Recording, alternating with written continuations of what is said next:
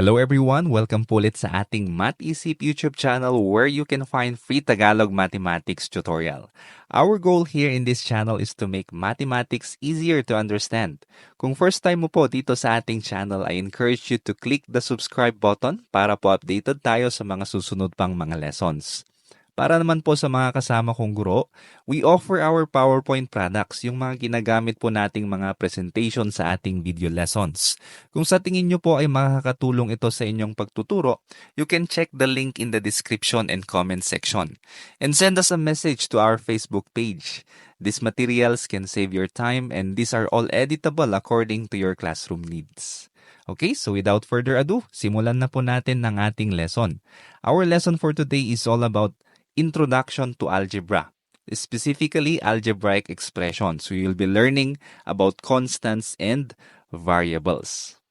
Okay, the learning objective for today's lesson is to distinguish a variable from a constant in an algebraic expressions.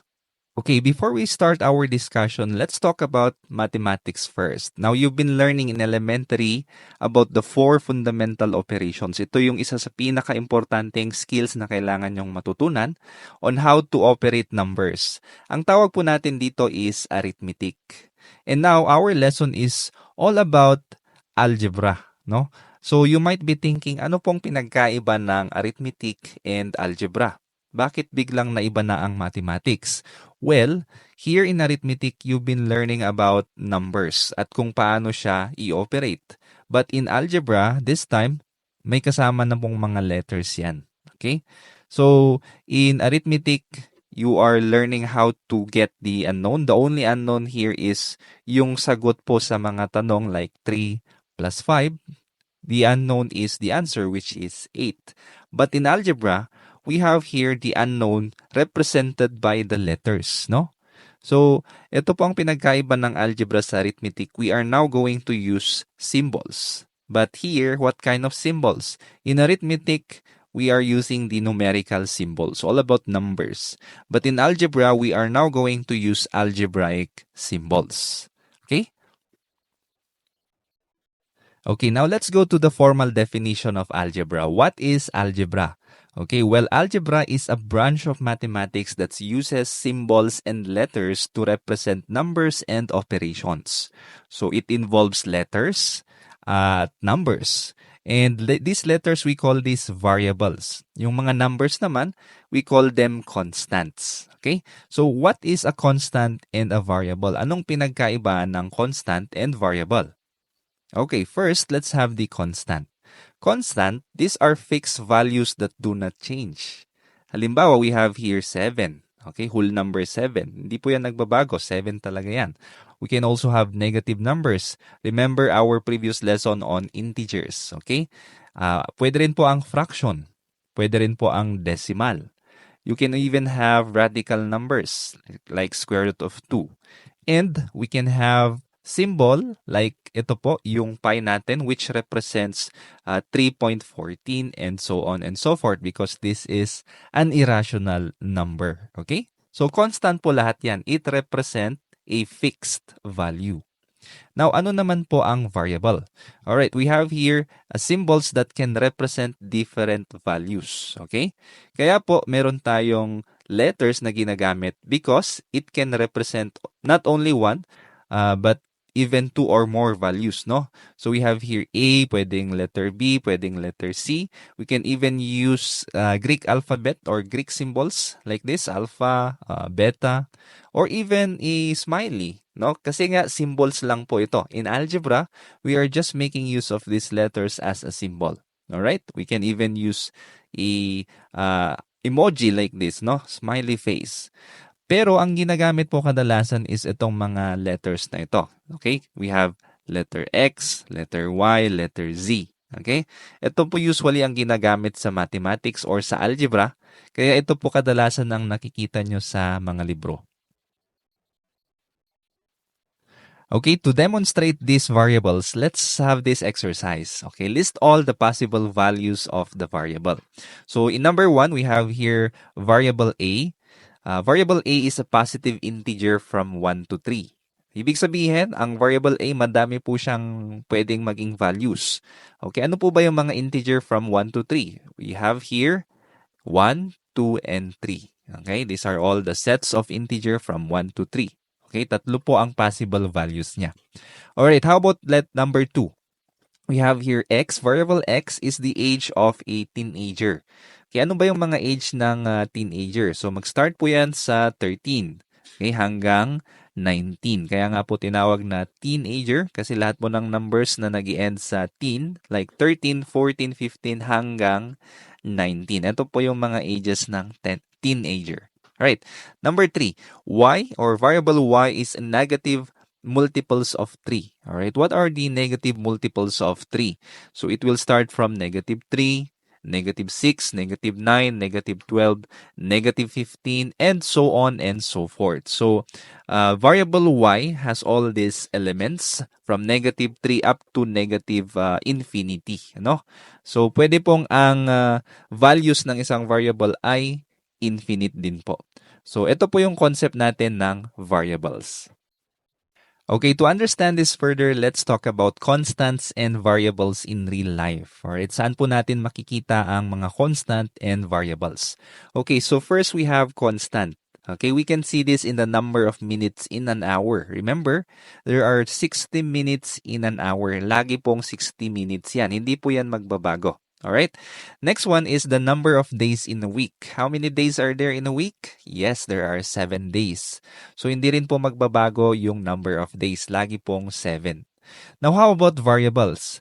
Variables can change. Like for example, ito pong electric bill each month. Okay, paiba-iba naman po yung bill natin ng kuryente. Yung consumption ng electricity every month. Paiba-iba po yan. That's why our bill is also changing. Pwede ngayong buwan, mas magastos yung ating bill sa kuryente kaysa last month. Depende po sa gamit or sa consumption. Another one is the speed of car. Hindi po pare-parehas ang speed of car. Minsan mabagal, minsan mabilis. Depende po sa driver and depende rin po sa slope ng kalsada. Alright, so again, these are all variables. These are changing. And then constant, these are not changing. There are many more examples. Like for example, yung gravity of the earth, it never changed. It has one fixed value. Now, how about you? What other constants and variables in life do you know? Okay, so pwede pong makapag-isip kayo ng ibang mga examples. But for me, I would like to share this one.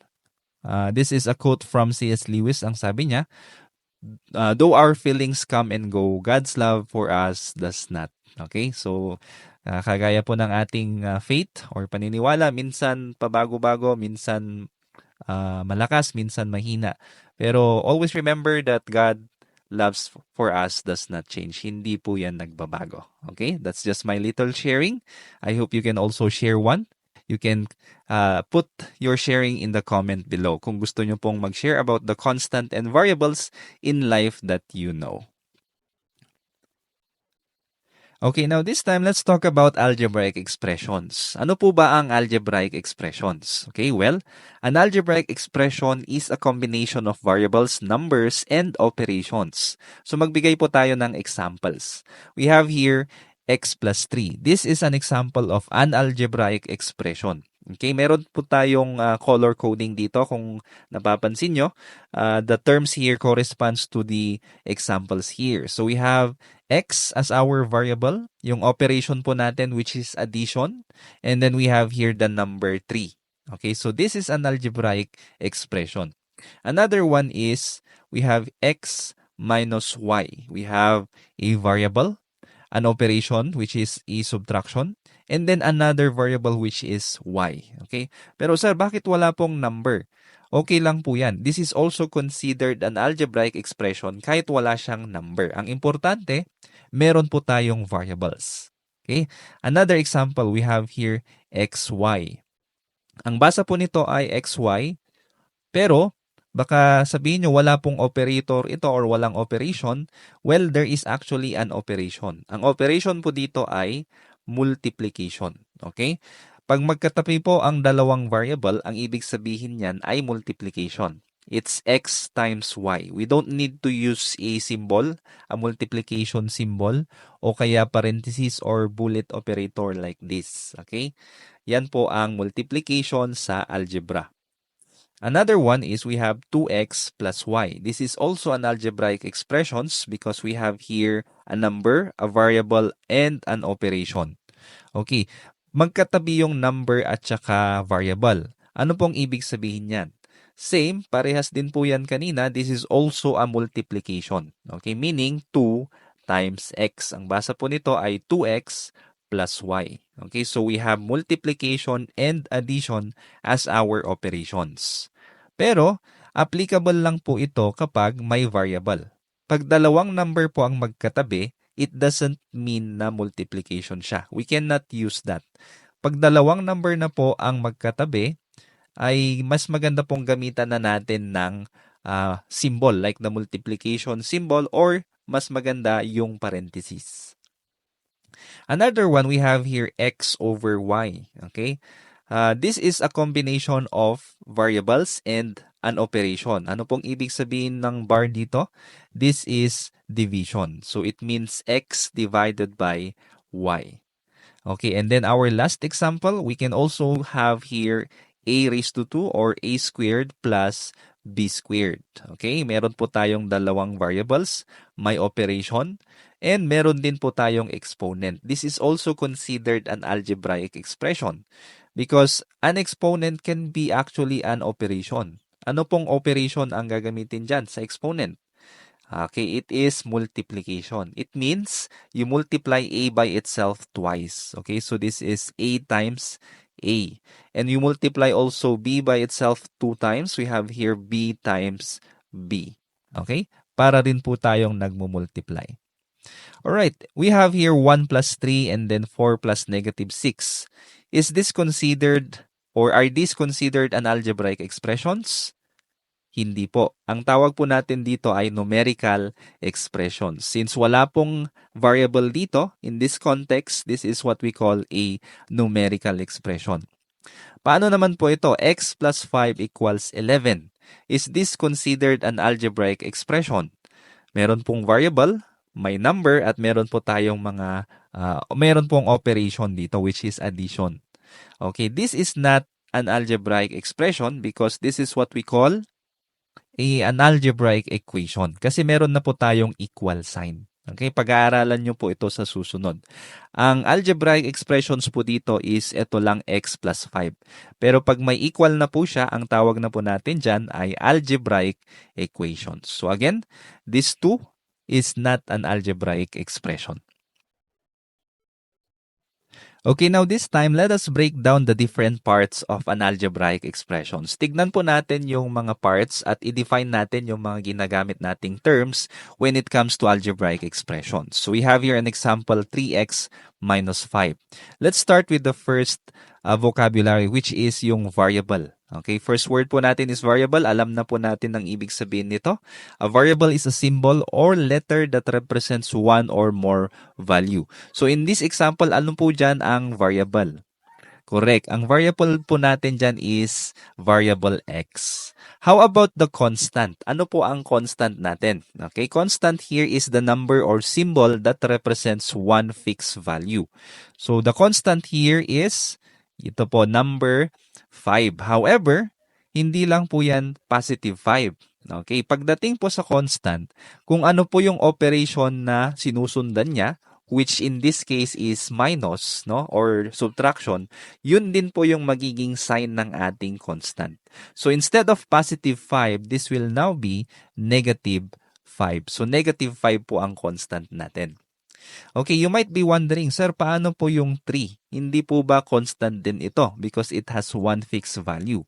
Well, by nature, yes, this is a constant number. However, ang tawag po natin dyan when it comes sa algebraic expressions ay coefficient. Okay, pag sinabi po natin coefficient, it is a number that multiplies a variable. Kaya po laging katabihan ng variable. So kung meron po tayong variable x at meron pong 3 sa unahan, it means 3 times the variable. 3 beses po kung ano man yung magiging value ng ating variable. Now, another thing here in coefficient is there are two types. Meron po tayong numerical coefficient at meron po tayong literal coefficient. Okay, let's have an example or examples para po maintindihan natin. So we have here the following, no? 3x, just like here. Okay? Ano po ang numerical coefficient dito? Okay, it's 3. Ano po ang literal coefficient? It's x. Okay? Paano naman po pag 2xy? Ano po ang numerical coefficient? It's 2. Ano naman po ang literal coefficient? It's x and y. Alright. Now, how about if we have here 5y squared? Okay, ang numerical coefficient ay 5 at ang literal coefficient po natin ay y squared. Kasama po pati yung exponent. Okay, pag literal coefficient. Next one, we have here y. Kung napapansin nyo po, wala naman siyang numerical coefficient. Pero actually there is, no? Ang numerical coefficient po nito ay 1. Kapag may nakikita po tayong variable sa isang expression na walang numerical coefficient, ibig sabihin niyan ay 1. Hindi po kailangan nating isulat yung 1 sa unahan. Okay? Next one, ang literal coefficient niya syempre ay y. Okay? So yun po yung numerical versus literal. Kaya po tinawag na numerical, it talks about the numbers, and then kaya po tinawag na literal because these are the letters. Now, pag sinabi nating coefficient, basing from the affix co, meaning magkasama po sila. They are coefficient with each other. Pero generally, pag sinabi kasi nating coefficient, kadalasan ang tinutukoy natin dyan is yung number, yung numerical coefficient. Kaya later on sa exercise mamaya, pag tinanong kayo ng coefficient, ang first na ibig sabihin yan is yung numerical coefficient. Yun po kaagad ang ibig sabihin yan. Alright, let's move on with the last word here, which is term. Ano naman po ang ibig sabihin ng term? A term is a part of the expression separated by plus or minus. Okay? So, dito sa ating example, ang term po natin dyan is the number, the variable, or the combination of those two. Okay? It also includes the operation in front as its sign. Okay? So, first term natin dito is 3x. Okay, this is a combination of a number and a variable. Another term here is negative 5. Okay, because it includes the operation in front as its sign. So, negative 5 po yung isa pang term natin. Ang term po, laging separated by operation plus or minus. Okay, plus and minus lang po. Hindi po kasama yung multiplication and division. Okay, so pag may nakita kayong plus or minus, yun po yung magi-indicate ng separation ng dalawang term. So we have here one term and then another term. Alright, so there are how many terms here? 1, 3x yung isa, and then the other one is negative 5. Okay, there are two terms. Okay, so ito po lahat yung mga vocabulary or yung words na kailangan nating malaman when it comes to algebraic expression. We have the variables or yung letters, yung constant, yung number na walang kasama or katabing variable. And then we have the coefficient, ito po yung katabi ng variables. And then we have the term which represents yung buo. Okay, yung combination ng number or variable or pwedeng number lang or pwede rin namang variable lang. Okay? Okay, to practice, let's have this exercise. We are going to identify the variables, constant, coefficient, terms, and number of terms and operations used in the following algebraic expressions. Okay, let's do this together. Meron din po tayong activity later on para sa inyo. But for now, let's do this. Let's answer this together.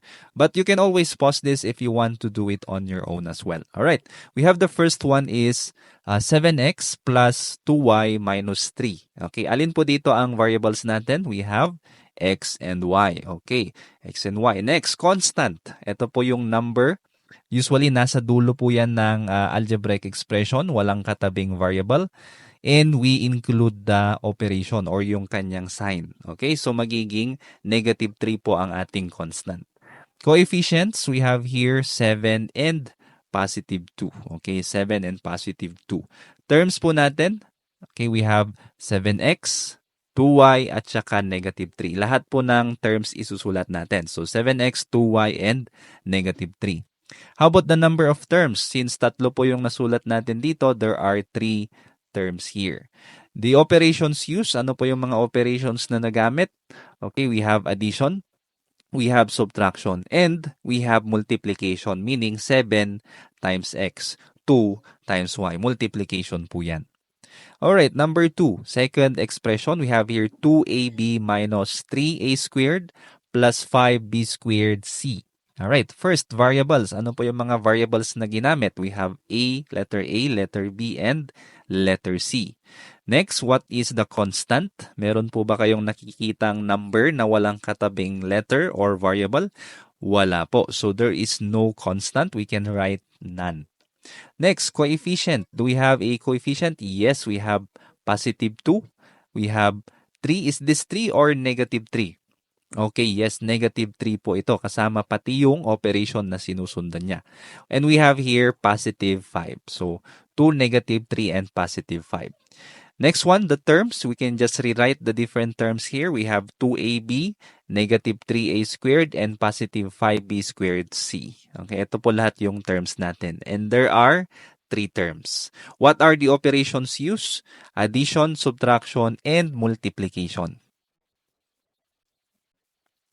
Okay, example number 3, we have here 5m minus 1/3. Ano po ang variable natin? It's letter m. Ano po ang constant? Okay, as you can see, ang constant po natin dito is yung number na nasa dulo na walang kasamang variable. It has a fixed value. But this is a fraction. Pwede po bang maging constant ang fraction? Yes, pwede pa rin pong constant ang fraction. Negative 1/3.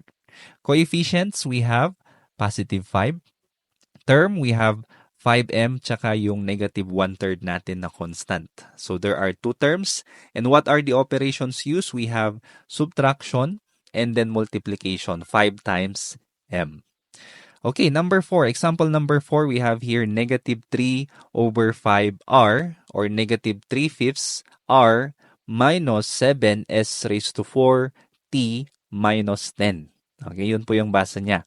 First, let's have the variables. We have letter R, symbol R, S, and then T. Yun po yung mga variables natin. Next, what is the constant? We have here 10, but we have to use the operation as its sign. So this is negative 10. Next, what are the coefficients? We have here negative 3 over 5. Yun po yung coefficient ni R. Okay, or numerical coefficient ni R. We also have here negative 7. So dalawa po. We have negative 3/5 and negative 7. Now, how about the terms? Okay, copy lang po natin. You just rewrite. We have negative 3/5 R, negative 7 S raised to 4T, and then negative 10. Next, what is the number of terms? So there are 3. Next, what are the operations used? Okay, so obviously may nakikita tayong subtraction dito. Meron din pong multiplication. Pero we also have here 3 over 5r. Ano pong ibig sabihin yan? It can also be rewritten. Okay, pwede nating isulat siya in this way.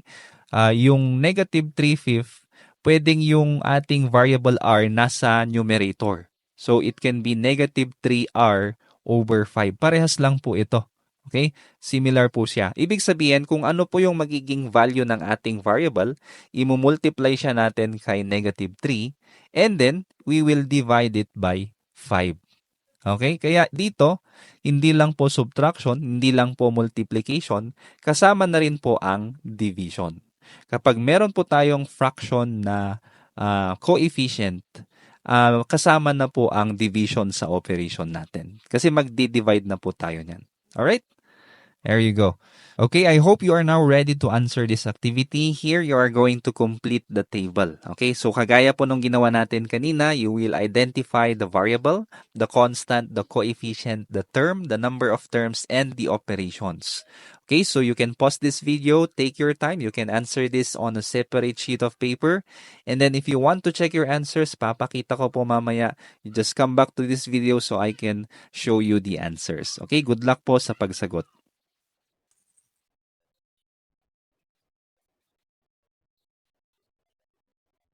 Okay, I hope you are now ready. Ipapakita ko na po yung mga sagot natin dito sa ating activity. Alright, so the first one we have here, 12x. Ito po yung sagot. Next, number 3, number 4, and number 5. So I hope madami po kayong nasagot. I hope meron po kayong natutunan sa ating video lesson ngayon. And I want to see you again on the next video. Ang pag-aaralan po natin is translating verbal phrases into algebraic expressions. Okay? So thank you very much for listening. I hope to see you on the next one. Bye-bye and God bless. Kung meron kang natutunan sa video na ito, please click the subscribe button to support this channel para mas matulungan ulit kita sa mga susunod mo pang math lessons. Lagi mong tatandaan, ang math ay para sa lahat. At ako si Teacher Van, nagsasabing dito sa Math Isip, lamang ang nag-iisip. God bless and see you on the next video. Bye-bye.